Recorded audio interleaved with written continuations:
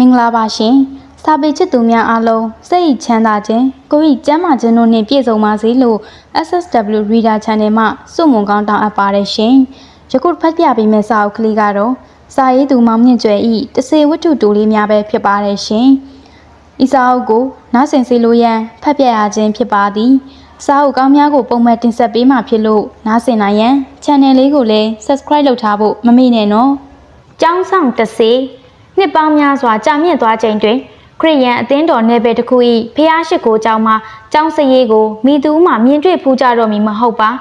ကျောင်းစရေးများသည်မျိုးတုံပြောက်ကွယ်သွားခဲ့ကြပါပြီကျွန်ုပ်တို့၏အဖိုးများကမူမုတ်စိတ်ကျင်ဆွဲတို့ကိုတန်ရှင်းစွာရိပ်ပယ်ထားလေးရှိသောမိသည့်အခါကမှလူငယ်တစ်ယောက်ဖြစ်ခဲ့ဘူးပုံမပေါ်သောခရစ်ယာန်ဘုန်းတော်ကြီးကမကြာဆိုသလိုချီးမြှင့်ပေးသနာတော်မူသည့်ညီညိုရောင်ဝတ်စုံကိုသာဝတ်ဆင်လေးရှိသောတနင်္ဂနွေနေ့များတွင်၎င်းထမ်းဆောင်ရသောတာဝန်ဤလေးပုံတစ်ပုံကိုပြသသည့်အနေနဲ့အဖြူရောင်လဲစည်းကိုဝတ်ဆင်လေးရှိသောဖျားရှိခိုးကျောင်းမှကျောင်းစရေးကြီးတစ်ယောက်နှင့်လွန်စွာရင်းနှီးခဲ့ဘူးကြလေသည်ကျောင်းစရေးကြီးသည်ခရစ်ယာန်ဘုန်းတော်ကြီး၏ဝတ်ယုံကိုအစဉ်သင့်ပြင်ဆင်ပေးရခြင်းဝတ်ယုံကိုဝတ်ဆင်သည့်အခါတွင်ကူညီဆောင်ရွက်ပေးရခြင်းအလွန်ကြီးမားသောတမန်ကျမ်းစာအုပ်ကြီးနှင့်ဆုတောင်းသည့်စာအုပ်မှာစာမျက်နှာများကိုရှာဖွေပေးရခြင်းထိုနေရာများတွင်ပိုးသားနှင့်လှပစွာချုပ်လုပ်ထားသောစာညက်များနှင့်ညှက်ပေးထားရခြင်းတရားဟောစဉ်ပေါ်မှာဖျောင်းနိုင်ကိုမိညှိပေးရခြင်းပြန်၍ငိမ့်သက်ပေးရခြင်းတထေးမင်းများထိုင်သည့်ခုံတန်းရှည်တွင်မိဖို့အသေးစားကလေးများကိုအသင့်မီးမွေးထားရခြင်းစသည်ဖြင့်တရားဟောချိန်မတိုင်မီ15မိနစ်တာကာလအတွင်းအခြားတောက်တုံမဲ့ရလုပ်ငန်းမျိုးစုံကိုဇဲဆက်သလိုဆောင်ရွက်နိုင်သူလည်းဖြစ်ပေသည်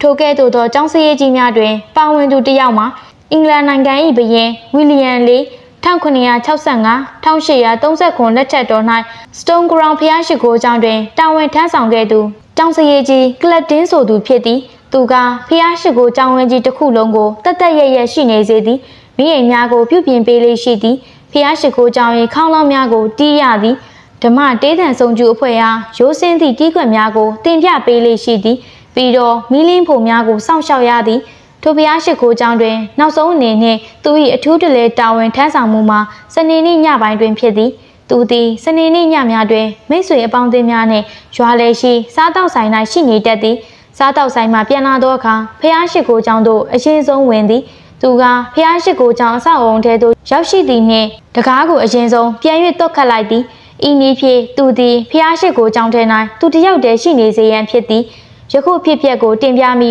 ထိုနေ့ညကကလပ်သည်ထုံးစံအတိုင်းတကားကိုတွက်ခတ်၍ပိတ်ခဲ့ပြီးနောက်မီလင်းဘိုစီသို့အရင်ဆုံးတွားရောက်လေသည်သူကဖျောင်းတိုင်ကိုအသုံးမပြုပါမီလင်းဘိုမှာတန်တကားငယ်ကိုဖွင့်လိုက်ခြင်းဖြင့်သူ့အတွက်လုံလောက်သောအလင်းရောင်ကိုရရှိစေပါသည်ထို့နောက်သူကနောက်တစ်နေ့အတွက်လိုအပ်သောလောင်စာများကိုအစင်သစ်ရှိနေအောင်စီစဉ်ထားသို့လိုက်သည်ထိုလုပ်ငန်းပြီးစီးသွားသည့်အခါအဆိုပါတန်တကားငယ်ကိုပြန်ပိတ်လိုက်ခြင်းဖြင့်ဖျားရှိခိုးကျောင်းထဲ၌မှောင်မိုက်သွားစေသည်သူ့လုပ်ငန်းတာဝန်ပြီးစီးခဲ့ပါပြီဇနီးဖြစ်သူကမအိပ်သေးပဲနေအိမ်မှထိုင်ဆောင်နေလဲမည်ဆိုသောအချက်ကိုလည်းသူတတိရပါသည်တို့ရာတွင်သူသည်နေအိမ်သို့ချက်ချင်းမပြန်သေးပဲအခန်းတောင်နာရှိသူနှင့်အနီးဆုံးထိုင်ကုန်ပေါ်၌ဝင်၍ထိုင်လိုက်မိသည်သူပင်မနွမ်းနယ်နေသောကြောင့်ဖြစ်ကောင်းဖြစ်ပါလိမ့်မည်တို့ရာတွင်သူကောင်းကောင်းမမှတ်မိတော့ပါဖျားရှိခိုးကျောင်းဝင်းထဲတွင်လုံးဝမဲမောင်နေသည်တော့မဟုတ်ပါကလပ်ကပြတင်းပေါက်ပေါင်းများကိုမြင်နေရသည့်အပြင်သူသည်အနည်းဆုံးပြတင်းပေါက်မှတစ်ဆင့်ကျဲကလေးများကိုပင်မြင်နေရကြောင်းမှတ်မိနေပါသည်သူသည်အမောင်ထဲ၌မျက်စိကျင်သာရလာသည့်အခါခုံတန်းလျားများသူ့ရှေ့ဘက်စင်ပေါ်၌တင်ထားသောစာအုပ်များစသည်တို့ကိုမြင်နေရပါသည်ထို့နောက်သူမျက်စိမိတ်လိုက်သည်တို့ရာတွင်သူအိပ်ပျော်သွားခဲ့သည်ဟုဝန်မခံပါအဆိုပါထိုင်ကုန်ကလည်းအနားယူ၍ကောင်းမွန်လှပါသည်သူ့အနေ၌ရှိနေသောမီးလင်းဘိုကလည်းနှွေးနှွေးထွေးထွေးရှိနေစေပါသည်သူမျက်စိမှိတ်ထားသည်မှာခဏမျှသာဖြစ်ပါသည်ဟုကလပ်ကအခိုင်အမာပြောပါသည်တခုခုကြောင့်သူမျက်စိကိုပြန်၍ဖွင့်ကြည့်လိုက်မိသည်အမောင်ထဲတွင်သူကပို၍ကြည်ကြည်လင်လင်မြင်တွေ့လာရသည်တရားဟောစဉ်မြင့်ကသူ့ရှေ့တွင်ဒုတဲ့ကြည်ကြည်မာမာနှင့်ရှိနေသည်ထိုတရားဟောစဉ်မြင့်၏နောက်ဖက်ဖျားရှိခိုးကျောင်း၏မြောက်ဖက်ခြမ်းရံမှပြတင်းပေါက်၄ပေါက်ကိုလည်းရှောက်ကြည့်နေမိသည်ထို့နောက်သူနှင့်အနီးဆုံးပြတင်းပေါက်မှတစ်ဆင့်ကျဲများကိုလည်းမြင်နေရပြန်သည်သူသည်ရှေ့ဘက်ရှိခုံနှန်း၏အစုံဆုံးကိုလည်းကြည့်မိသည်ပေါ်လေတုတ်ထားသောတစ်သားကခက်မိန်မင်းအယောင်လက်နေသည်ကိုပင်မြင်နေရသည်ထို့နောက်သူ့မျက်စိကိုတဖြည်းဖြည်းနှင့်နေရာရွှေ့လာပြီးသူထိုင်နေသောခုံတန်းနေရာကိုကြည့်လိုက်မိရ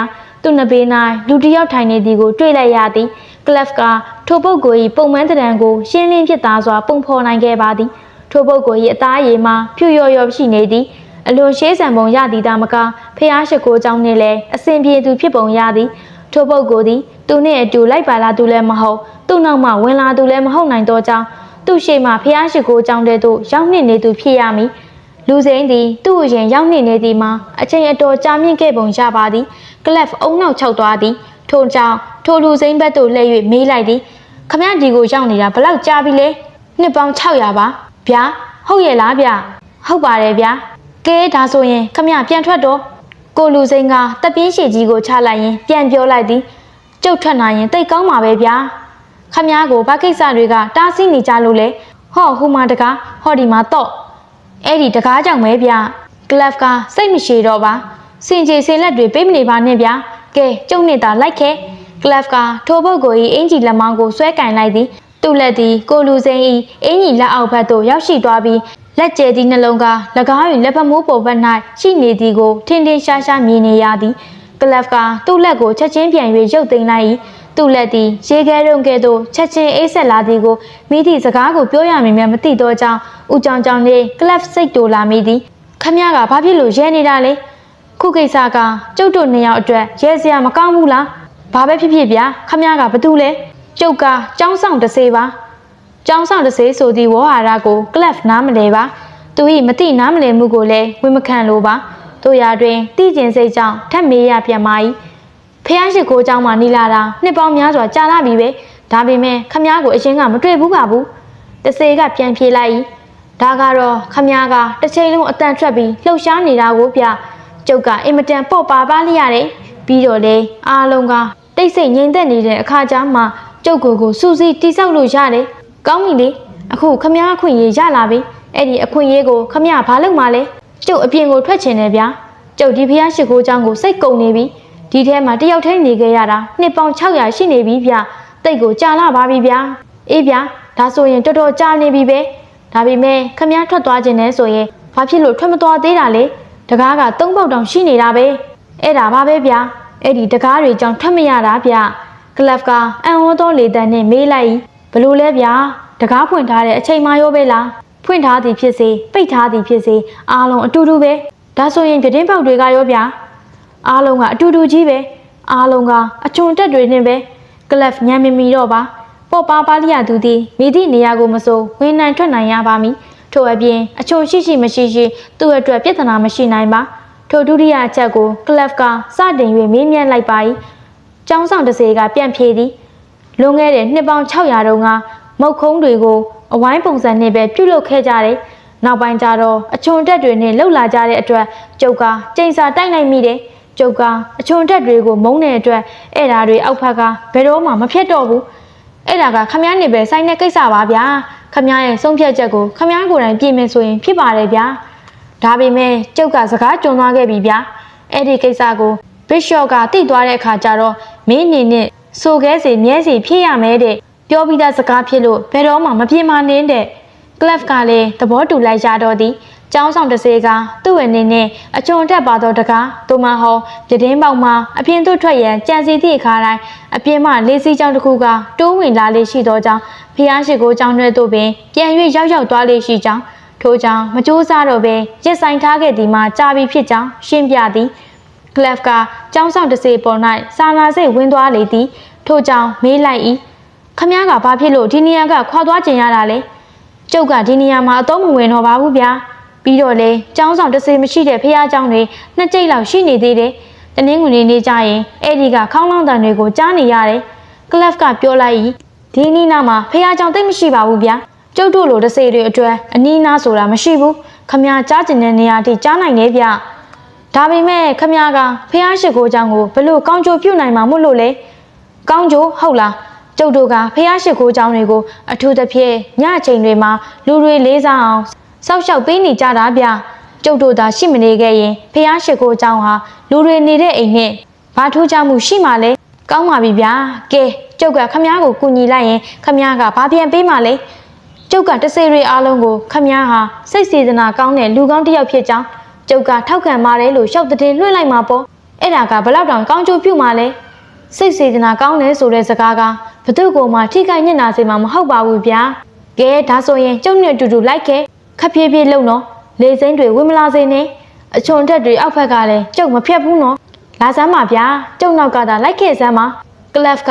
မင်းလန်းအတိုင်းခေါ်သွားပြီးမိခိုးများကိုထုတ်သည့်ခေါင်းနိုင်စီတို့ရောက်အောင်တူထားသောမြောင်းပေါ်မှာတန်များတကားကလေးရှိသည့်နေရာသို့ဥတည်၍တွားလိုက်တူတကားမှာပြာမုတ်များကိုလှည့်ထုတ်သည့်အခါ၌သာအသုံးပြုလေရှိပါ၏ယခုမူအခြားကိစ္စတစ်ခုအတွက်အသုံးဝင်ခဲ့လေပြီကလပ်ကကျောင်းဆောင်တစ်စေးကိုသူ့နောက်ဖက်၌ကပ်နေရန်ပြောလိုက်ပြီးတန်များတကားလေးကိုဆွဲတင်လိုက်လေ၏မီးလင်းပေါ်မှမီးများသည်အရှိန်ရနေလေပြီသူကတန်များတကားလေးကိုဆွဲမလိုက်သည်နှင့်တပြိုင်နက်အားကောင်းသောလေစီးကြောင်းတစ်ခုသည်တိုးထွက်သွားလေကလပ်ကိုယ်တိုင်ကလည်းသူ့မျက်နှာပေါ်မှာတခုခုတိုးဝေပုတ်တိုက်သွားသည်ကိုခံစားလိုက်ရသလိုခေါင်းတိုင်တွင်းဘက်စီမှာအပေါ်ဘက်သို့ပြန်တက်သွားသောပျော်ရွှင်စွာရေမောလိုက်သည့်အတန်တန်ကိုကြားလိုက်ရလေခမည်းကအဲ့ဒီအကြောင်းခမည်းမိမကိုပြောပြဘူးသေးလားဟူကလပ်နဲ့ရင်းနှီးသူတယောက်ကမေးလိုက်မပြောပါဘူးဗျာကျုပ်မူးလာပြီးပောက်တက်ကရတွေရှောက်ပြောနေတာပဲလို့သူကထင်မှာပါဗျာဟုပြောလိုက်လေသည်